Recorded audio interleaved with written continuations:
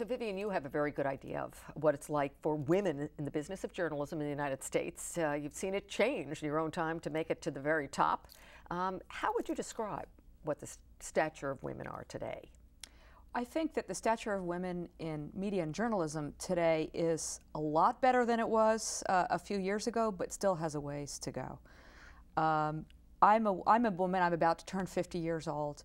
So my generation of women has benefited tremendously from the generation of women that came before me who really had to smash through the glass ceiling. I feel like I have not been specifically discriminated against as a woman in my career. On the other hand, statistically, the number of women in top executive positions in the news business in this country is not nearly where it should be. Mm-hmm. Why do you think that is? You know, I think it takes time to change. Like I said, the generation of women that came before me had it much worse, and they paved the way for women of my generation. I'm trying to pave the way for women of the next generation who will have it much better. But the news business is a little bit slow to embrace, not necessarily women as reporters, I think that is getting better, but women in executive leadership positions. You can really count on one hand the number of women who are leading major news organizations in this country. But two things. First, the pipeline. The pipeline in schools are more than 50%, That's 60, right. 70% of the students who are going to journalism schools are women. Yeah. So they must be attracted to it somehow. And thank God. Thank God that women are attracted to journalism. I can't tell you how many times I go visit colleges. I talk to students a lot, and I hear them say, well, you know, my parents' neighbor was saying to my parents, why is she going into journalism? It's a dying profession, and that just makes my blood run cold. So I'm glad that the numbers to journalism schools are up, and I'm thrilled that it's more women than men, and I think that's the leading indicator of change for the next generation of news leadership. There's no question.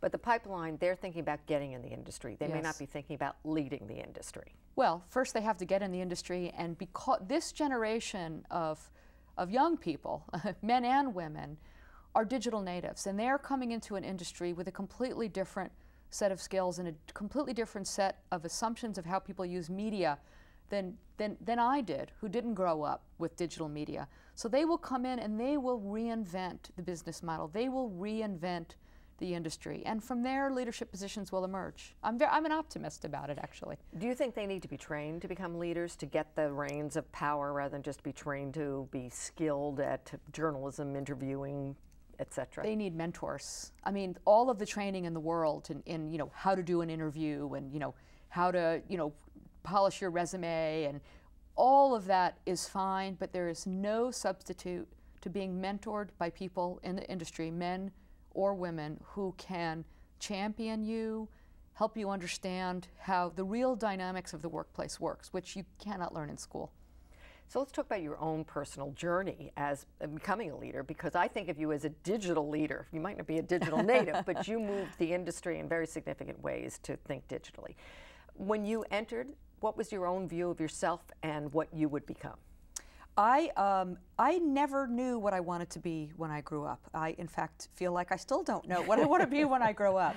I was driven really throughout my career just by curiosity. I didn't know I wanted to go into journalism. I fell into it by accident, but I fell in love with it because I realized that what journalism is a perfect match for anybody that just has a broad range of curiosity about the world, and, you know, perhaps a little bit of ADD, where you can't really don't want to focus on one thing for too long because there's too many other really interesting things to do. So my career path, which has taken me to 4 different media companies, and first in television, then in digital, print and digital, and then into radio and digital, really was just driven by an interest to see what's next, to how to expand the horizons of journalism in the way that we can both report the news, deliver the news, and the way people consume the news. So of course, all roads lead to digital at this point.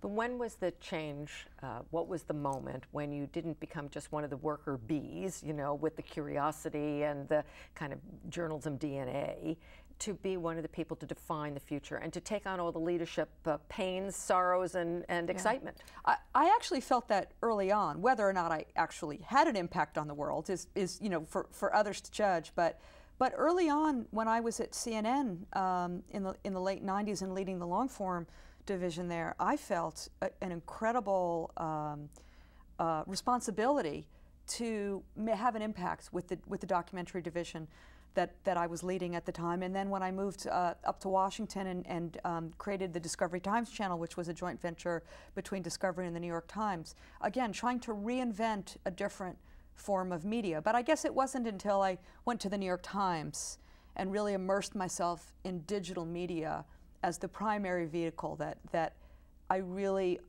I guess, began to understand the true impact of what was happening in media and the fundamental change that's happening all over the world right now with the way people communicate and consume information.